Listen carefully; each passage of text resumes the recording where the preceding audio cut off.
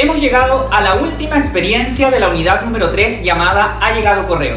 Y para apoyarte en tu aprendizaje, en este video te explicaremos cómo comprender de mejor manera un texto oral y uno escrito. Además, iremos recordando cómo se escribe correctamente un correo electrónico. Comencemos. Para comenzar, primero abordaremos brevemente lo trabajado en la unidad número 1, comprensión del texto. Y recordaremos que la comprensión tiene diferentes niveles. Un nivel inicial o literal y también uno no literal. Este último corresponde a una comprensión que no está explícita en el texto, es decir, para llegar a él debemos inferir o deducir información a partir de lo que se plantea en él. Para poder comprender en este sentido, debemos realizar un proceso en el que, a partir de pistas textuales, extraemos nueva información. Observemos el siguiente ejemplo y consideremos los consejos asociados para ver cómo llevar a cabo este proceso. Una de las cosas que debemos considerar al momento de leer es que cada vez que lo hacemos tenemos un antes, un durante y un después de la lectura, por lo que debemos comenzar fijando el propósito que tenemos al leer y luego leer el título del texto para activar nuestros conocimientos previos. Comencemos leyendo con atención el siguiente título. La práctica como puente al mundo laboral. ¿En qué fijarse al momento de elegirla? Si te das cuenta, al momento de leer este título, vamos activando todos los conocimientos previos que tenemos al respecto. Por ejemplo, al leer práctica profesional, vamos pensando en lo que sabemos sobre el tema. Y lo mismo ocurre con mundo laboral o con puente. A partir de estos conocimientos previos, vamos haciendo predicciones y nos hacemos una idea más o menos de lo que trataría el texto. ¿De qué crees tú que trataría el texto? Ahora que ya activamos algunos conocimientos previos y nos hicimos una idea del contenido del texto, vamos leyéndolo con detenimiento. La forma de entender la práctica de estudiantes en empresas cambió. Si antes las organizaciones las consideraban como una forma de llenar vacantes que se liberaban en época de vacaciones, hoy han entendido que es una forma de captar nuevos talentos y participar de su proceso formativo. Así lo explica Gastón Ramos, director de empleabilidad y vinculación con el medio de Duo QC. Quien agrega que para los estudiantes también dejó de ser vista como antes. Los estudiantes dejaron de ver la práctica como un ramo más o un trámite, sino que la ven realmente como un puente entre la educación y el mundo laboral, afirma.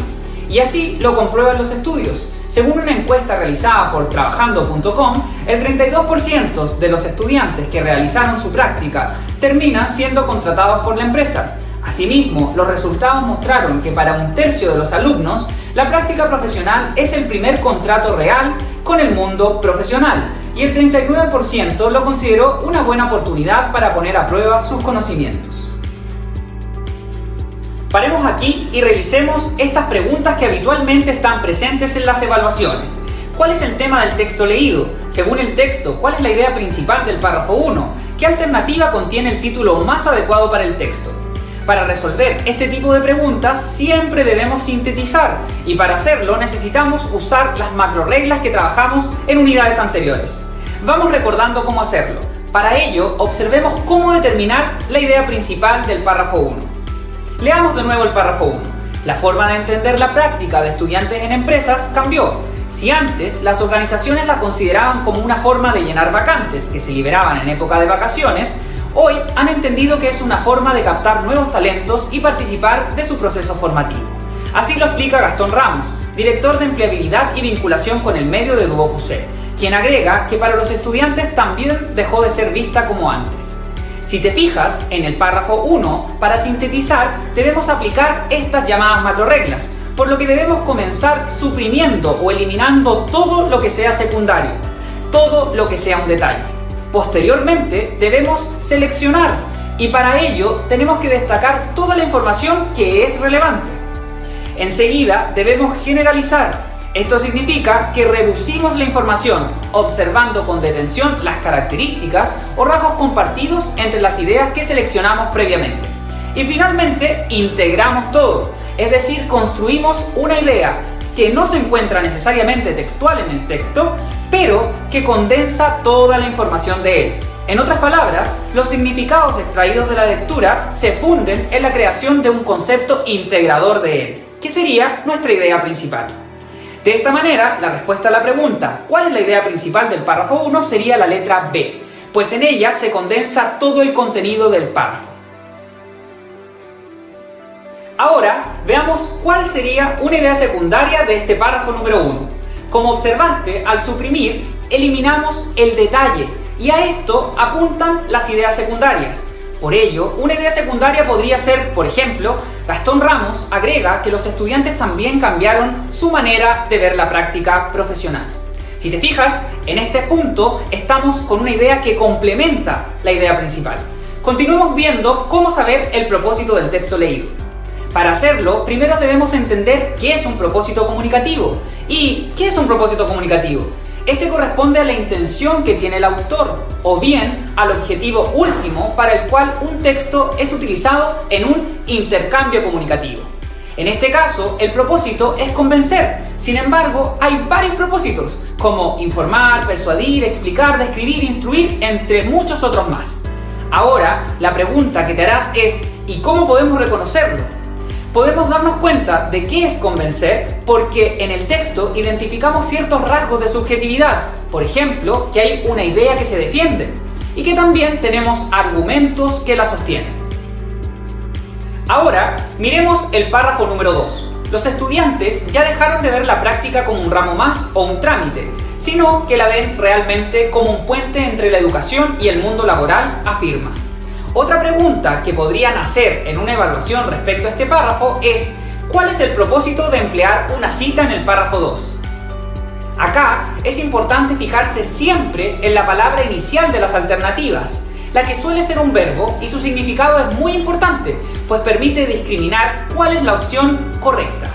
En este caso, corroborar y comprobar son sinónimos, por lo que esta no es la pista, sino que acá la diferencia radica en el referente que se plantea en el párrafo 1 y que hace alusión a los estudiantes, tal como te estamos mostrando. Ahora, recuerda que para identificar el propósito comunicativo o evaluar la intención de alguna parte o de todo el texto, es necesario determinar qué predomina en él. Por ejemplo, debemos observar si en él hay rasgos de subjetividad o objetividad, ver sus características propias, su naturaleza, observar cómo está compuesto, también ver la relación entre los participantes o la audiencia, es decir, quiénes lo emplean y en qué contexto circula este texto. Finalmente, miremos el título del texto. La práctica como puente al mundo laboral. ¿En qué fijarse al momento de elegirla? Una pregunta que nos podrían hacer aquí es en torno a la comprensión no literal, algo así como a partir del título se infiere que, y darnos las siguientes alternativas. Letra A. El mundo laboral permite a los estudiantes seleccionar y construir un futuro a partir de la práctica profesional. Y letra B. La práctica profesional es un vínculo con el medio a futuro. Para resolver este tipo de interrogantes debemos siempre leer con detención el fragmento del texto y activar nuestros conocimientos previos, ya que para inferir, nuestro conocimiento es clave. Para ello, debemos deducir a partir de marcas textuales. Por ejemplo, ¿qué es un puente y cuál es su función? A partir de la función del puente, sabemos que ellos conectan o unen diferentes cosas. A su vez, sabemos que las prácticas se realizan casi al finalizar las carreras universitarias y que se conoce como mundo laboral al espacio en el que nosotros trabajamos. Ahora, si juntamos todo esto, nos dice que este trabajo que realizamos al final de nuestra formación, la práctica, es un puente, es decir, una conexión con el mundo del trabajo. Por ello, al mirar las alternativas, vemos que un sinónimo de conectar o unir es vincular, por lo que la alternativa correcta sería la letra B. Si te fijas, la respuesta no está explícita, pero con nuestro conocimiento y las pistas presentes en el texto logramos construirlas. Ahora que ya revisamos la comprensión del texto oral y escrito, veamos el correo electrónico. Para situar su empleo, debemos tener en consideración que en el mundo académico y laboral es muy importante la comunicación y una herramienta fundamental para ello es el uso del correo electrónico. Seguramente ya has enviado correos electrónicos y has empleado palabras como buenos días, buenas noches o literalmente no sabes cómo partir un correo electrónico.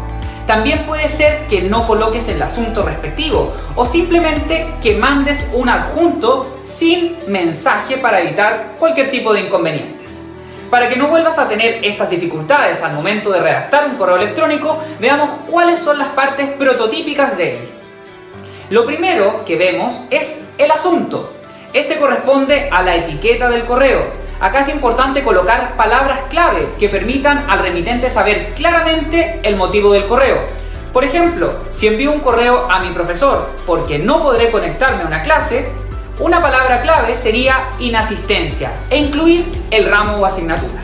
Por otro lado, si requiero información de alguien en específico, debería colocar algo como consulta o inquietud en esta parte del correo. Luego, en el correo electrónico propiamente tal, la primera pregunta y la más recurrente que te debes hacer es ¿cómo inicio este correo electrónico? En este caso, generalmente debemos comenzar por ¿a quién le escribimos? Esto es el vocativo, tal como te estamos mostrando, profesora, Diego, estimados, estimadas, etc. Enseguida viene el saludo, y en el saludo debe ser algo más bien formal, como junto con saludar, junto con saludar. Luego, si la persona no te conoce, te debes presentar, tal como te mostramos en el ejemplo. Después de esto viene el propósito, es decir, por qué estás redactando el correo electrónico. Y posteriormente viene el desarrollo del mensaje.